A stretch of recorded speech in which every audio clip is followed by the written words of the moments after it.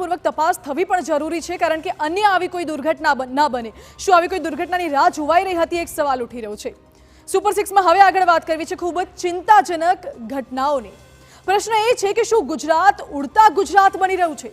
આ સવાલ એટલા માટે કરવો પડી રહ્યો છે કારણ કે ગુજરાતમાં એક પછી એક નશાના કાળા કારોબારનો થઈ રહ્યો છે પર્દાફાશ।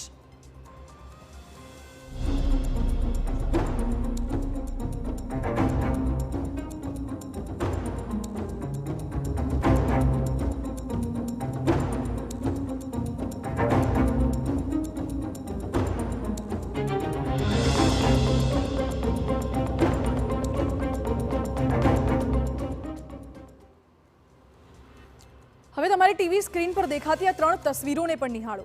ગુરુવારે જ ગાંધીનગરના દહેગામમાં ડ્રગ્સ બનાવતી ફેક્ટરી ઝડપાઈ હતી। આ ફેક્ટરીને લઈને હજુ તો એક પછી એક ખુલાસાઓ સામે આવી રહ્યા છે। ત્યાં જ દેવભૂમિ દ્વારકામાંથી પ્રતિબંધિત દવાઓનો જથ્થો ઝડપાયો છે। નશાકારક ટેબ્લેટનો મોટા પાયે જથ્થો મળી આવ્યો। અનેક સવાલો ઊભા કરી રહ્યો છે આ જથ્થો। જ્યારે બીજી તરફ દેવભૂમિ દ્વારકાના જ બરડા ડુંગર પરથી દેશી દારૂની ભઠ્ઠી મળી આવી છે, અને એ પણ એક નહીં પરંતુ બે ભઠ્ઠીઓ। આ દ્રશ્યો જે સાબિત કરી રહ્યા છે કે ગુજરાતમાં નશાનો વેપાર ચરમસીમા પર છે। નશાનો કાળો કારોબાર કરનારાઓ વિવિધ પેંતરા અજમાવતા રહે છે। ત્યારે દેવભૂમિ દ્વારકાના ખંભાળિયાના અજમેર પીર ટેકરી વિસ્તારમાં નશાકારક ટેબ્લેટ જેવી સંબંધિત એસઓજીને બાતમી મળી હતી। આ બાતમીના આધારે તપાસ કરતા પોલીસને એનઆરએક્સ અને એલ્પારાડોમ નામની પ્રતિબંધિત 500 ટેબ્લેટનો જથ્થો મળી આવ્યો હતો। જ્યારે એક આરોપી વિજય મથુરદાસ ગોંડિયાના ઘરે રેડ કરવામાં આવી તો ત્યાંથી પણ 500 ટેબ્લેટનો જથ્થો મળી આવ્યો હતો। એમની પાસે આ ટેબ્લેટ વેચવા માટે કોઈ પાસ, પરમિટ કે સર્ટિફિકેટ હતા નહીં।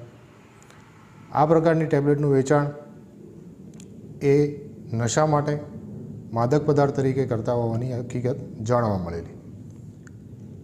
આ પ્રકારનો જથ્થો વધુ તપાસ કરતા આરોપી નંબર 2 વિજયભાઈ મથુરદાસભાઈ ગોંડિયા એના રહેણાંક મકાને ફરીથી તપાસ કરતા ઝડપી કરતા વધુ 500 ટેબ્લેટનો જથ્થો મળી આવે છે।